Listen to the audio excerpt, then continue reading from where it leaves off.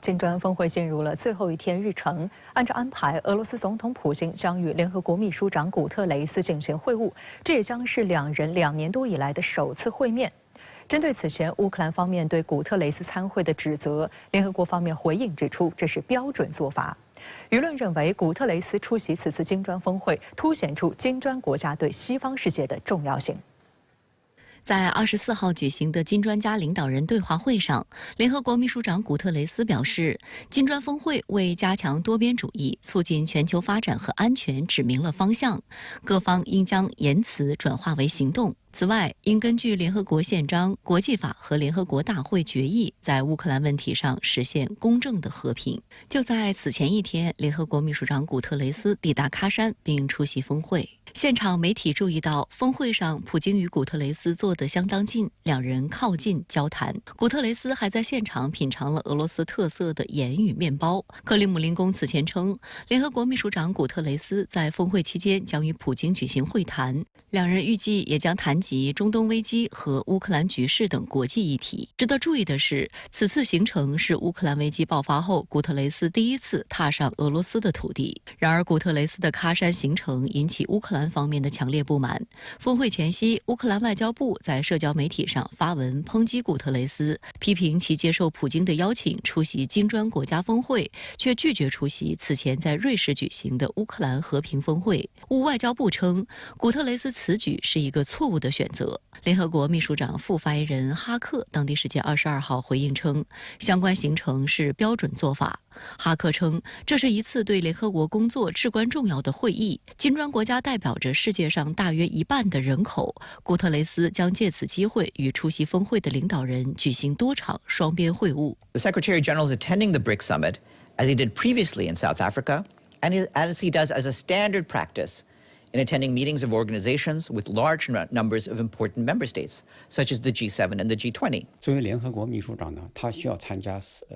需要介入广泛的国际事务，不能只介入某一个国际事务，他才能主持公道、主持正义。金砖国家领导人围绕加强多边主义、促进公正的全球发展和安全主题，就重大国际问题交换意见，并强调进一步加强金砖国家团结与合作的重要性。线上参会的巴西总统卢拉呼吁避免中东和乌克兰局势升级，而首次作为金砖成员国代表参加峰会的伊朗总统佩泽西奇扬则在讲话中呼吁金砖国家利用一切集体和个人能力结束加沙和黎巴嫩战争。I would like to call on the influential member states of war in Gaza and Lebanon. 作为俄乌冲突当事国之一，俄方对各国和平解决冲突的提议表示欢迎。俄总统新闻秘书佩斯科夫称，在私下双边会谈中，普京欢迎几位金砖国家领导人提出在乌克兰进行调解的提议，支持新开发银行落实2022至2026年总体战略，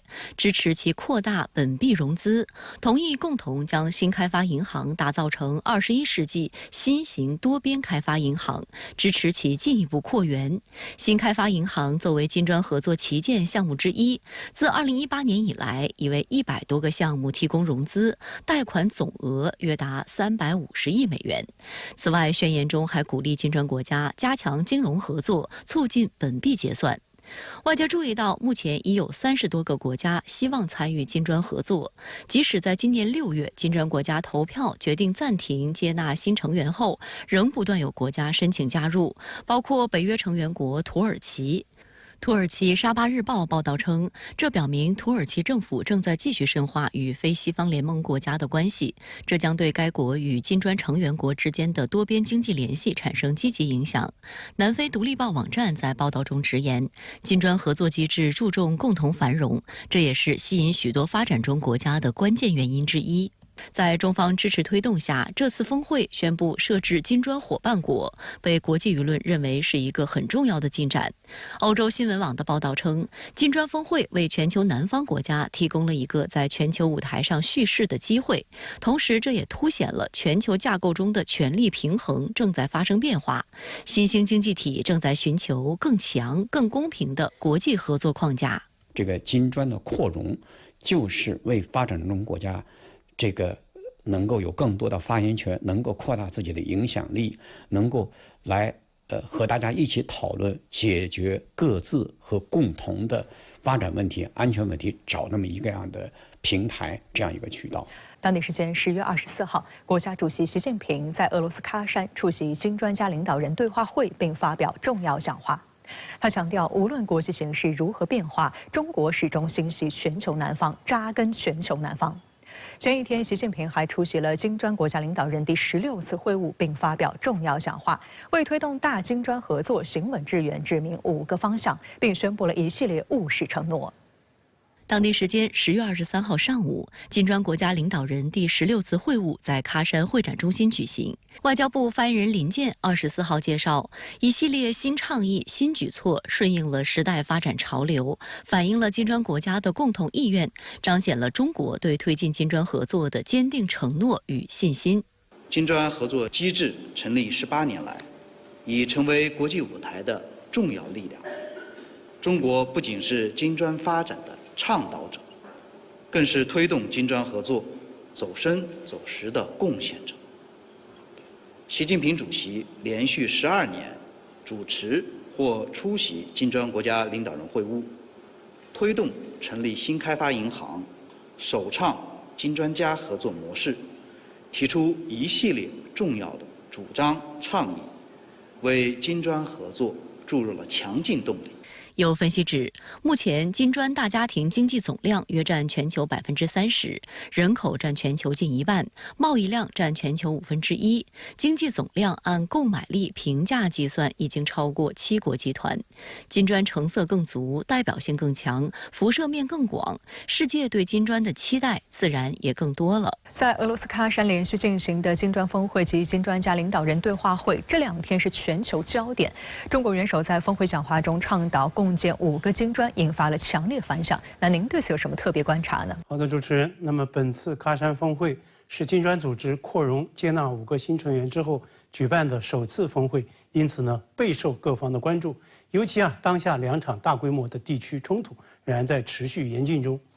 中国元首在讲话中高度肯定了成功扩员对于金砖机制发展的影响和意义，强调呢扩员是金砖发展史上的重要的里程碑，也是国际格局演变的标志性的事件。那么这当然和扩员之后金砖组织它的规模与体量密不可分的。那么无论是就人口、国土面积、经济与贸易额等等，就这些最关键的指标，金砖呢都是排在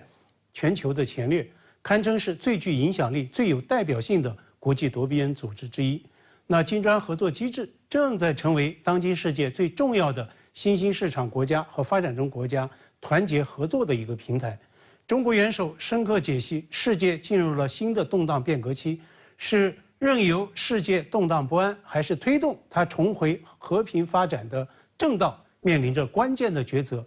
那进而言之，在世界百年变局加速演进之际，既有多极化的这个新局，也有新冷战的危局。为此呢，中国元首就强调，要利用好这次峰会，保持好金砖发展的势头，谋划好全局性、方向性、战略性的问题，来推动金砖国家集体再出发。那么金砖国家最终要往何处去呢？中国给出了答案，那就是高质量大金砖合作，把金砖打造成促进全球南方团结合作的主要渠道，推动全球治理变革的先锋力量。一言以蔽之，那就是要把金砖擦得更亮，要让金砖成色更足，以金砖的先锋力量与渠道定位，以高质量的大金砖合作来塑全球多极化的新局，来破新冷战的危局。那么这无疑是金砖国家的雄心与抱负，是全球超过4成多人口的共同愿景。从这种意义上来说，和平金砖、创新金砖、绿色金砖、公正金砖以及人文金砖这5大金砖的倡议推进，就是在擘画金砖国家全球塑新局、破危局的清晰的路线图，也在给出高质量大金砖合作它的深刻内涵与行动指引，是真正在聚焦金砖国家下一步怎么干、往哪儿去的方向性、全局性、战略性的大问题。今天喀山宣言它的摘编版已经发布了。对照来看，5大金砖倡议它所蕴含的理念与行动，不少都在宣言中直接反映了。我想这意味着中国智慧与中国方案正在成为金砖合作机制下的共同的选择，这预示着大金砖合作它的明天可期。境外舆论也相当关注中国元首讲话，特别强调国际金融架构改革的紧迫性突出，金砖国家对此要发挥引领作用。那您分析这又传递出何种信息呢？我注意到强调国际金融架构改革紧迫性突出，那么出现在对构建公正金砖的论述中。那么结合研读喀山宣言的相关文本表述，对此呢可以就理解得更加的透彻。中方倡议构建公正金砖，而公正也正是喀山宣言摘要版它提及率最高的关键词之一。摘要呢共5个部分，其中2大板块提要都明确提到公正，包括第2部分加强多边主义，构建更加公正的世界秩序，以及第4部分加强经济金融合作，推动公正的全球发展。宣言就强调，金砖国家对于非法单边强制措施对世界经济、国际贸易和实现可持续发展目标，它的破坏性的影响深为关切。所以呢，我认为宣言重点强调公正，也在见证中方倡议推动构建公正金砖它的引领性与前瞻性，真正体现了问题导向，切中了金砖国家的共同的痛点，道出了共同的呼声。以金砖为代表的全球南方国家，极不公正的世界秩序与相对滞后的这个全球治理秩序，可谓是苦之久矣。本次喀山峰会，巴西总统卢拉因为在家中摔倒受伤，头部缝针，没有能够到场参会。他此前在访问中国期间，走访金砖国家新开发银行上海总部时就曾经专门提问：为什么贸易结算都要用美元？为什么不能用人民币或者其他可接受的货币呢？卢拉昨天在视频连线发言中呢，他也再度强调，现在是金砖国家创设替代性金融结算方式的时候了。那作为东道主的俄罗斯，更是遭遇美西方国家主导的极限制裁。有统计就表明，对俄罗斯的制裁累计已经超过1万项。俄罗斯还被逐出了美国主导的国际结算体系 SWIFT。普京总统昨天也在大声疾呼，美元正在被用作武器，如果不逆转这样一个趋势，将会铸成大错。前几天，普京在莫斯科近郊的总统官邸会见金砖国家媒体代表时就意味深长地说过这么一句话：美国通过各种手段来妄图阻止中国发展，但是这就像是阻止太阳升起一样，注定徒劳，注定不可能。同理，美西方国家想要以自身的经济体量与美元霸权来阻挠干涉金砖国家的经济发展，这呢也是注定不可能的一个任务。当然了，在金砖国家把握经济主权、加强金融合作的过程中，所谓去美元化的这个进程，会不会进一步的加速，进而呢会不会引发10亿人的所谓发达国家板块与更广大南方国家的激烈的金融博弈，这呢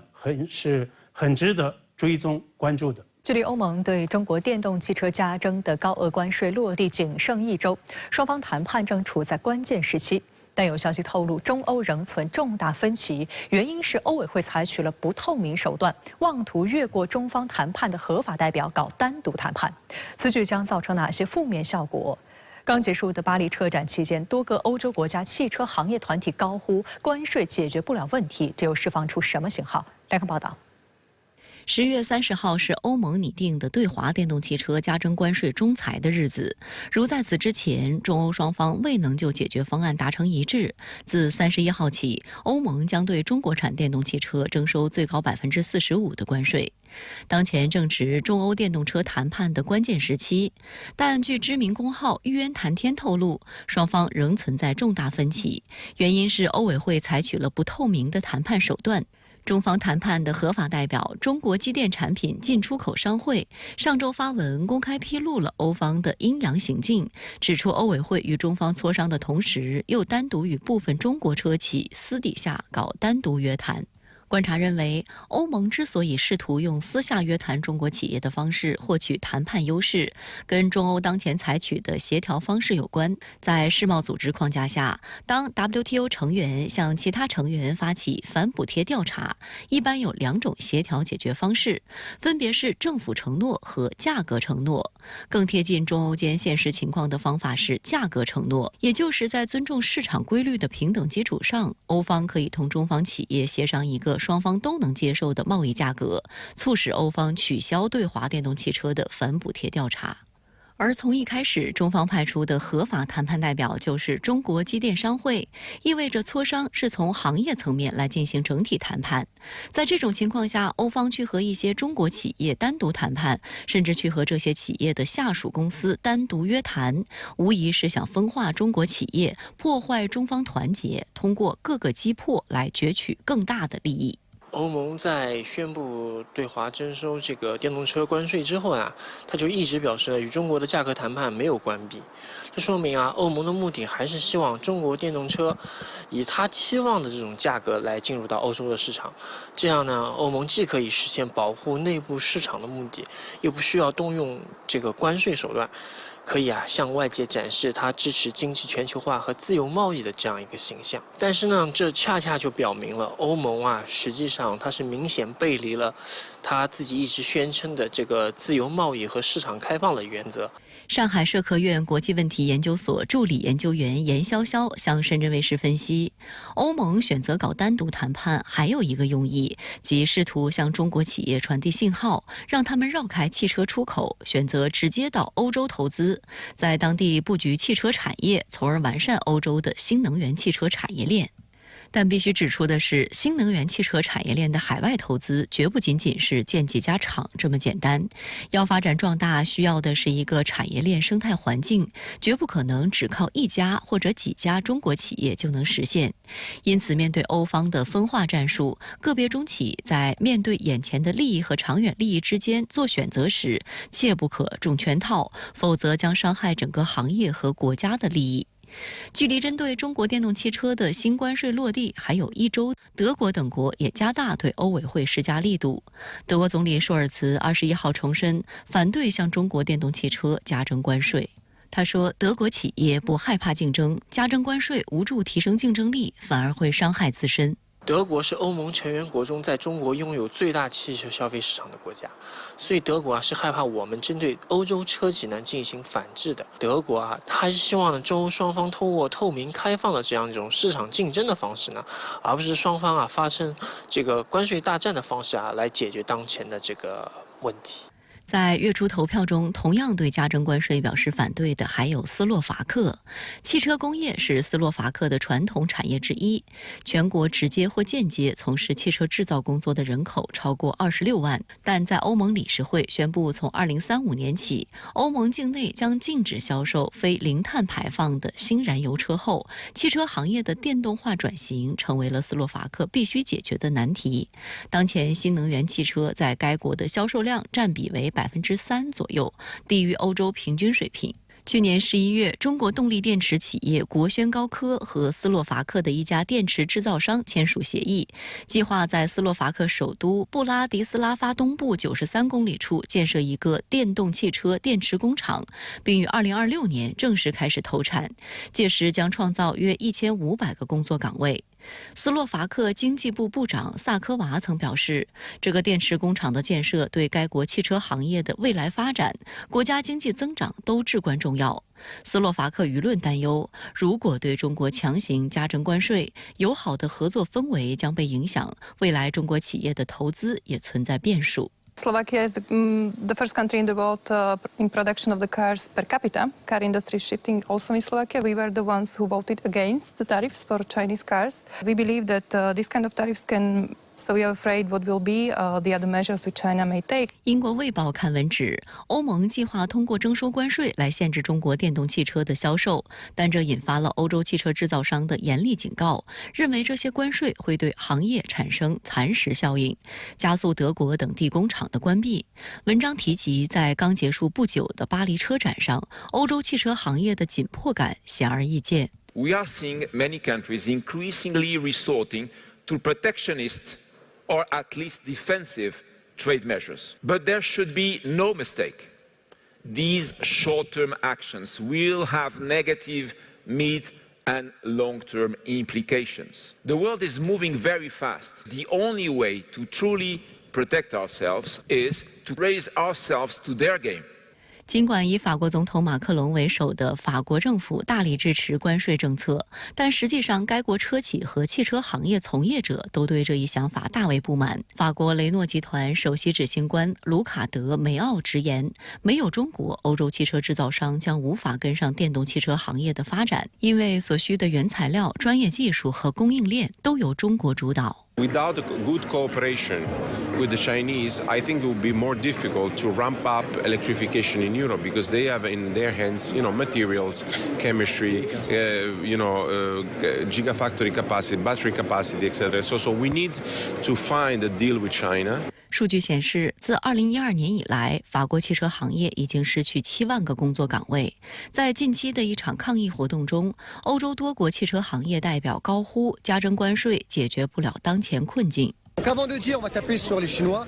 il faut aussi que les constructeurs français jouent le jeu et baissent leurs marges et reviennent aussi construire en France. Taxes is a kind of economic war, financial war, and this is for sure no solution. 需要指出的是，欧洲汽车行业面临寒冬，根本原因在于自身竞争力不足，无法有效控制成本。汽车在欧洲本地卖不动，而欧盟认为是物美价廉的中国产电动汽车抢占了市场，这样的想法十分狭隘。 海关数据显示，今年9月，中国汽车品牌向欧盟27国出口了60517辆电动汽车，同比大涨61%，这是有记录以来的第2高水平。上一个出口高峰期还是在2023年10月，当时的出口数据为6.7万辆。当时欧盟正式宣布对中国制造的电动汽车展开反补贴调查。我个人认为啊，这样的是一个市场信号。 那么，欧洲消费者在用实际行动来表示他们对中国电动汽车的这样的一种认可。那么，赶在关税生效之前呢，产生了这样一种抢购热潮，造成了这个电动车这个出口的快速上升。 有英国舆论就提醒，鉴于欧委会主席冯德莱恩连任，加上欧盟的核心成员即将更替，不排除欧盟方面将在未来出台更多贸易保护主义措施。有报道提到，即将上台的新任欧盟外交与安全政策高级代表卡拉斯是对华强硬派，此前担任爱沙尼亚总理期间，主持通过退出中国与中东欧国家16+1合作机制以及“一带一路”倡议。 德国莫卡托中国研究中心外交关系研究主管、欧盟对华政策前外交官瓦塞利尔警告，与现任博雷利相比，卡拉斯对中国的立场更强硬。在他任内，不排除会有更多对华所谓去风险的举动。美国大选进入最后冲刺阶段，2党候选人都在跑行程拉选票，背后的金主们也加码砸钱下注。继亿万富翁马斯克扬言每天向一名特朗普支持者派发100万美元后， 世界前首富比尔·盖茨近日被曝向哈里斯秘密捐款5000万美元。哈里斯锁定民主党总统候选人提名3个月以来，吸金能力为何远超特朗普？ 据美媒22号透露，微软创始人、世界前首富比尔·盖茨已经私下向一家支持哈里斯的非营利组织捐赠了约5000万美元，约合3.56亿元人民币。虽然盖茨目前没有公开支持哈里斯，在回应置评请求时也没有提及捐款事宜，但在声明中指出：“我支持那些明确致力于改善美国和世界医疗保健、减少贫困和应对气候变化的候选人。”相对而言，这更符合民主党阵营的价值观。 有了解比尔及梅琳达·盖茨基金会的知情人士表示，盖茨与哈里斯的关系并不深厚，但他对拜登政府在气候变化方面所做的工作表示赞赏。7月底，哈里斯正式成为民主党总统候选人后，盖茨曾对他做出积极评价。I think it's great to have somebody who's younger who can think about things like AI and how we shape that in the right way. I hope the new government. Is one that cares about our allies, cares about climate. Right. It doesn't fit the description of Donald Trump, what you just said. No, I mean, so, my individual vote, you might be able to predict, but I'm not saying to people that I'm a political influencer.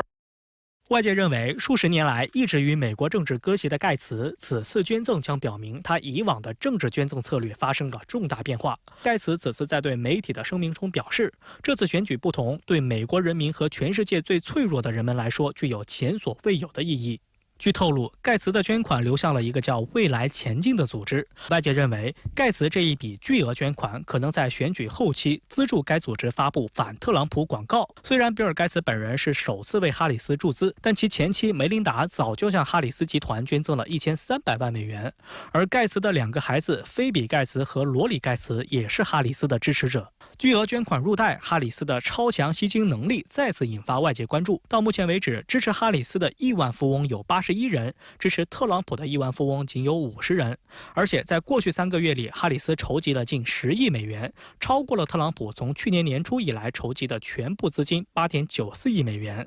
上个月还有10多位亿万富翁联署了一封支持哈里斯的信。从这些捐款人的背景来看，科技、医疗保健和可持续发展类领域是最有可能从哈里斯获胜中受益的板块。有分析认为，尽管哈里斯的亿万富翁支持者更多，但许多人选择做旁观者，而特朗普的强力支持者世界首富马斯克则是更加亲力亲为。马斯克的拉票方式就是用钱狠狠砸向摇摆不定的选民。此前，马斯克宣布，他将每天随机向一名支持特朗普政见的摇摆州选民发放100万美元，直到11月5号美国大选日。目前已经产生了3名幸运儿。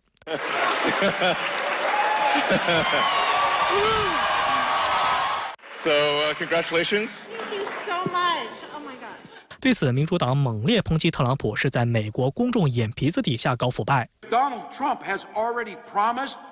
that he would put Elon in charge of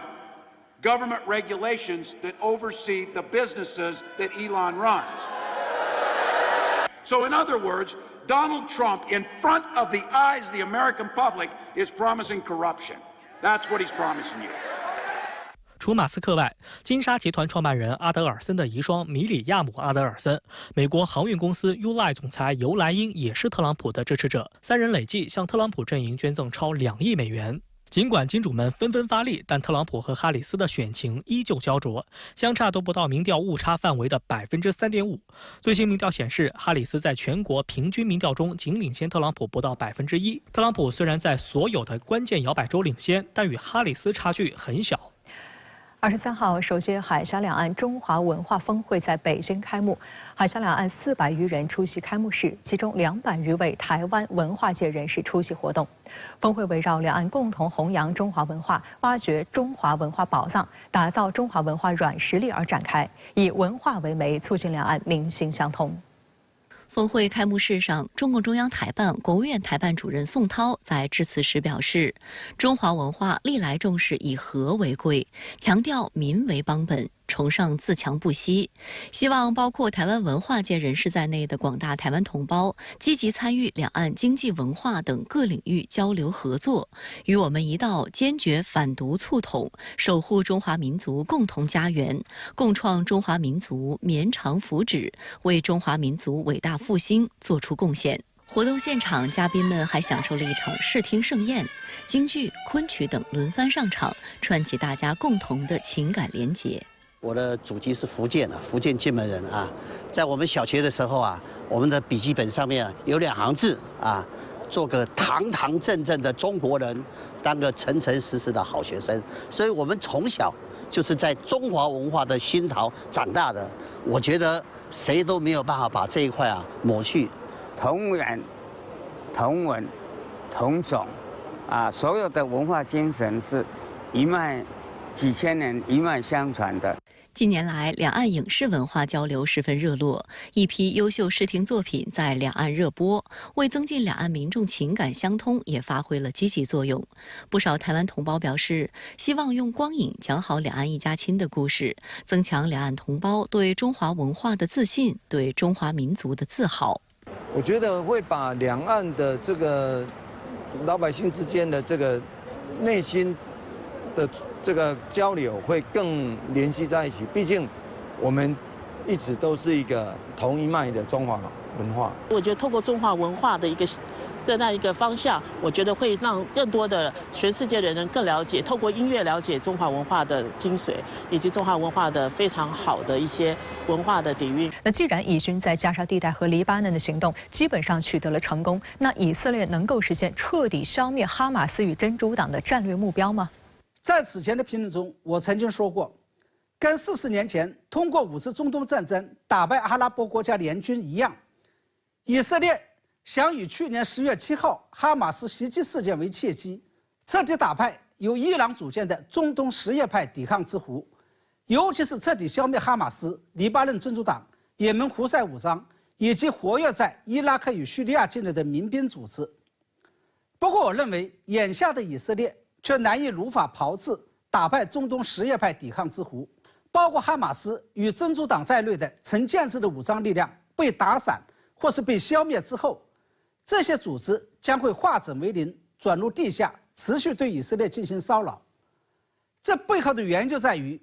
跟以色列打了5次中东战争的阿拉伯联军，都是由主权国家出面参与的。这些国家不仅要对国内的民众负责，要对自己国家的持久和平与安全负责，还要对联合国和国际社会负责。这些都意味着阿拉伯国家联军跟以色列的战争是不可能一直持续下去的。这就这些阿拉伯国家最终选择跟以色列停战，甚至是握手言和、建交的原因。但是中东什叶派抵抗之狐的性质这完全不同，除了幕后支持起作用的伊朗是一个主权国家之外，其余冲在前面跟以色列缠斗的都是一些地方性的武装组织。这些地方性的武装组织为了自己的政治与宗教理想，不仅不按常规的套路出牌，甚至可以不计后果、不要命的跟以色列缠斗下去。这些也就意味着解铃还需系铃人。以色列要想让中东什叶派抵抗之狐中的哈马斯与真主党等组织真正消停下来，其最终的钥匙还是掌握在幕后大老板伊朗的手上，或者说处理好跟伊朗的关系，才是以色列唯一的出路。